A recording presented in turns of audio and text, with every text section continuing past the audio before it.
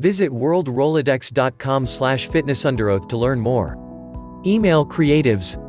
Email number 1, subject, the best abs from 1892. Back when I first started really seeing results over a decade ago, there was one man I looked up to more than any other. Nope. I'm not talking about Arnold. In fact, you've probably never even heard of this man before. He's from the 1800s and in my opinion has one of the best physiques and abs I've ever seen. What do you think? Spectacular, right? And this is before steroids, machines, modern bodybuilding or any supplements for that matter.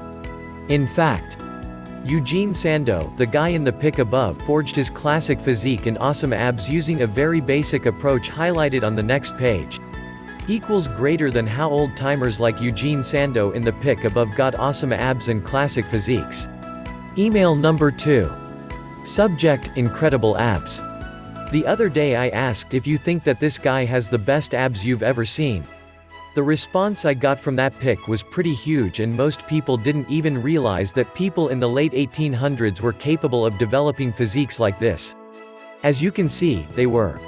And believe it or not, but his physique was so spectacular, that it was reported that women fainted when Sandow, the guy in the pic, took his shirt off and flexed. Crazy, right? However, what's even more impressive is the fact that these men set physical records that have never been beaten to this day. In fact, the man in the pic above could lift over 200 pounds overhead with one hand. What was the secret to his physique and strength? Well, you can learn all about how he trained here. Equals greater than how to train for incredible abs and strength. Enjoy the old school wisdom. Email number 3 subject, shocking dirt on Arnold. It's no secret. The Austrian oak, the most popular bodybuilder of all time, the Governator, used steroids. Most people know that. But what most people don't know is how young Arnold was when he first started juicing. From the book, Arnold Schwarzenegger, a biography. The injections began almost immediately after Arnold started training as a bodybuilder, age 15, and a fellow bodybuilder claimed Arnold took steroids in doses that terrified the other bodybuilders. So not only did Arnold start juicing at 15, but he was taking massive doses as well. That's why most fitness programs simply do not work for regular, drug-free trainers. Because most bodybuilders and other top fitness athletes take massive amounts of steroids, heck, even Arnold himself was juicing at 15. So, how do you know who's taking steroids and who is really clean? Here's the only way to know for sure.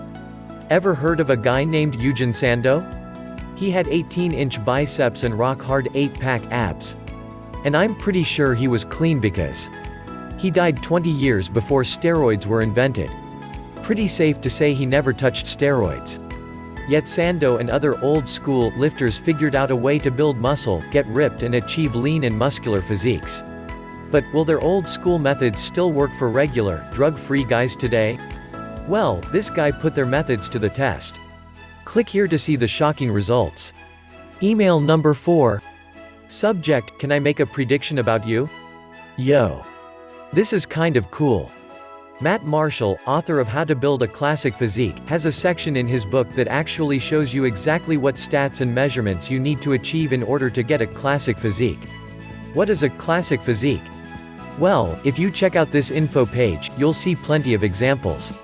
But basically it's a lean, muscular and athletic physique like the athletes and bodybuilders of long ago. Not like today's bloated bodybuilders who can barely get up a flight of stairs without hacking up a lung. Anyway, if you want to get a classic physique, Matt has a formula for figuring out how much muscle you need to gain or how much fat you need to lose to achieve the classic ideal. Here is us. Step number 1, measure your wrist. Step number 2, add 10 inches to your wrist measurement to get your ideal arm size. Step number 3, double the result from step number 2, and then subtract 2 inches to get your ideal waist size. So, if your wrist measures 7 inches around in step number 1, then your ideal arm size will be 17 inches. 7 plus 10 equals 17.